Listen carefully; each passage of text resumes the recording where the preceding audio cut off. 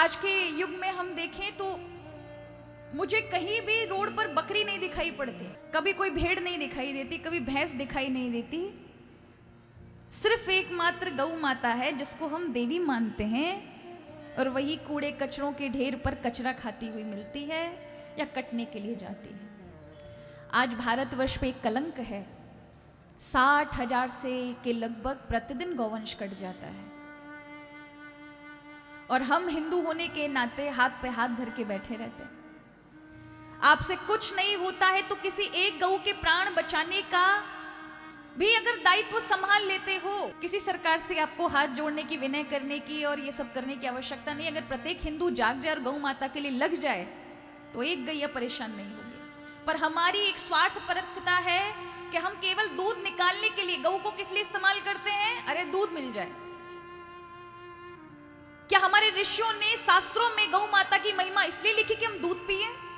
अरे वो दूध तो वो अमृत है, ठीक है, वो अपनी कृपा के वात्सल्य पर हमको प्रदान करे, वो अलग बात है, लेकिन गौ में साक्षात समग्र देवताओं का वास है। गौ को हमारे यहाँ ऋषि लोग पूजा करने के लिए, सनातन धर्म में दूध पीने के लिए गौ नहीं है, वो तो उसका आशीर्वाद है, पर उसकी पूजा के लिए गौ माता खड़ी की जाती थी घर पर। प्रतिदिन आरती होती थी, प्रतिदिन गौ का पूजन होता था, गौ ग्रास डाला जाता था, पंच यज्ञों में गौ ग्रास प्रथम था, जिससे घर में आ रही पाप का मार्जन हो सके। किसी भी माध्यम से आ सकता है, धन के रूप में, अन्न के रूप में, अरे प्रारब्ध के रूप में आ सकता है। गौ होगी घर में तो तरल पदार्थ पर पाप नहीं चढ़ेगा, बाकी किसी पदार्थ पर पाप नहीं लगेगा। गौ माता की बड़ी विशेषता है, लोगों ने उसका महत्व नहीं समझा, पशु बुद्धि रख ली, इसलिए दुर्गति है आज माता की। अभी भी हमारे सनातन के सभी भगवत प्रेमी जाग जाएं, आसपास की गौशालाओं से जुड़े। हमें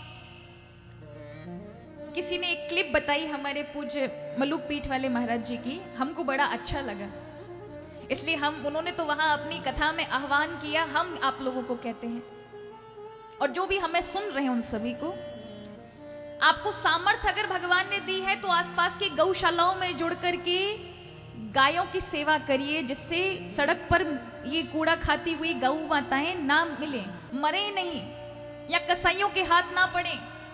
गौवंश नष्ट हो गया तो आने वाले कुछ सालों में हमको भारी विपदा देखनी पड़ेगी, और बचेगा कौन? जिसने धर्म की रक्षा की होगी वही सुरक्षित रह पाएंगे।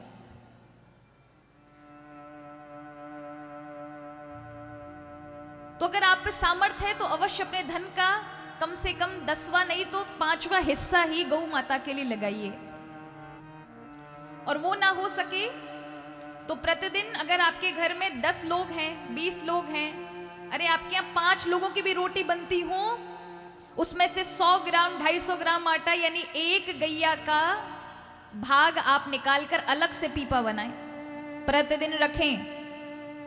जितनी भी बार रोटी बनेगी उतना आटा निकालकर अलग पीपे में रखें। गौ ग्रास जाना चाहिए, जिससे आपके पितरों की तृप्ति हो, जिससे आपके जीवन में कोई कष्ट ना हो।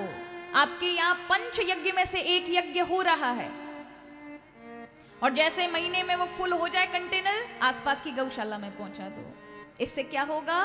गौ ग्रास अगर प्रतिदिन नहीं गया तो आपका गौ ग्रास लग गया वहां। अगर ये भी नहीं होता है, आप भूल जाते हैं, तो पैसा डालते जाओ। साल 6 महीने में अगर कहीं आसपास की गौशाला है, कहीं दिख रहा है यहाँ दलिया नहीं है, अरे यहाँ ये चारे की व्यवस्था नहीं है, यहाँ पर गौ माता को ये टीन सेट की व्यवस्था नहीं है, अरे यहाँ पर जमीन की व्यवस्था नहीं है, उस जगह पर अपने उस धन को लगाइए महाराज। मैं उसकी नहीं कहती कि आपको परलोक को मिलेगा, वो तो मिलता ही है, लेकिन इस जीवन में आप तुरंत अपने जीवन में स्वयं गौ की सेवा करने का लाभ देखोगे, प्रत्यक्ष प्रमाण के रूप में देखोगे। गौ को आज हमने सामान्य समझ लिया, इसलिए आज गायों की दुर्गति है।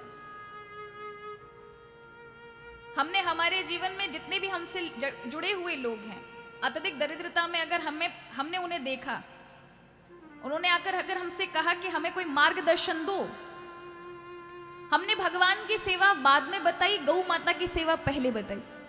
किसी भी सड़क के किनारे खड़ी हुई गैया को पकड़ के लेके आओ, भले ही कितने भी दरिद्रता चल रही हो तुम्हारे जीवन में, उसकी सेवा कर लो।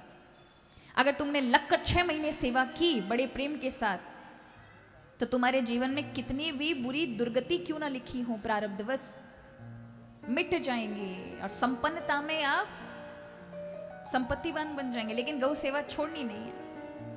कितने लोगों के जीवन में प्रत्यक्ष उदाहरण है, उनके जीवन बदल गए। तो गौ सेवा सामान्य नहीं है महाराज, एक बार करके तो देखो, पशु बुद्धि मत रखो। अगर माता पिता के अंदर केवल माता पिता देखोगे, भगवान का दर्शन नहीं करोगे, तो केवल माता पिता की जो इंसान के आशीर्वाद होते हैं वही उतरेंगे। लेकिन माता पिता साक्षात ईश्वर है, ये समझ के चरण छूओगे तो ईश्वर के आशीर्वाद उनके माध्यम से उतरेंगे। गौ माता को मात्र पशु समझा तो एक पशु योनि के क्या आशीर्वाद हैं वही उतरेंगे। लेकिन साक्षात जगत जननी है, शिव को भी जिसने पैदा किया, अरे कृष्ण ने जिनको खिलाया, 11 साल तक भगवान गायों को चराते रहे हैं।